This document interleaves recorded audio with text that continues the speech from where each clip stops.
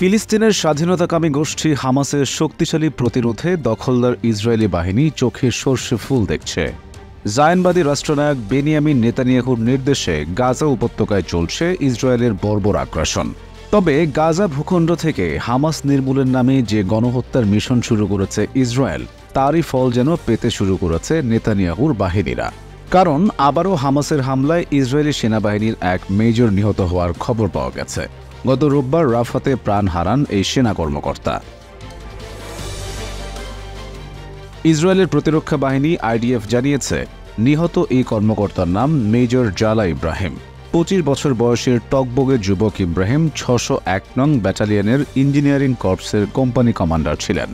তার মৃত্যুর মাধ্যমে গাজায় স্থল হামলায় নিহত ইসরায়েলি সেনার সংখ্যা 326 জনে দাঁড়িয়েছে। এর আগে 7 অক্টোবর হামাসের হামলায় আরও প্রায় 300 সেনা প্রাণ হারিয়েছিলেন। এতে করে চলমান এই যুদ্ধে হামাসের হামলায় ইসরায়েলের 600-রও বেশি সেনার মৃত্যু হয়েছে। যদিও এটি ইসরায়েলের হিসাব, প্রকৃত সংখ্যা আরও অনেক বেশি। গত বছরের 7 অক্টোবর হামাস ও ইসরায়েলের মধ্যে যুদ্ধ শুরু হয়। এতে এখন পর্যন্ত 38,000-এর বেশি ফিলিস্তিনি নিহত হয়েছেন। এছাড়াও আহত হয়েছেন আরও 1 লাখেরও বেশি মানুষ।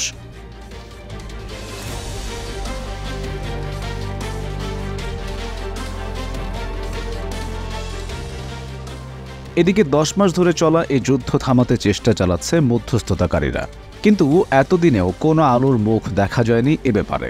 তবে গত কয়েকদিন ধরে হামাস ও ইসরায়েলের মধ্যে যুদ্ধবিরতি হওয়ার সম্ভাবনা দেখা দিয়েছে। তবে ইসরায়েলি সংবাদ মাধ্যম কান নিউজ গত রবিবার এক প্রতিবেদনে জানিয়েছে, যুদ্ধবিরতির চুক্তি হতে দেরি হতে পারে, কারণ ইসরায়েল এতে নতুন কিছু শর্ত যুক্ত করতে চাচ্ছে।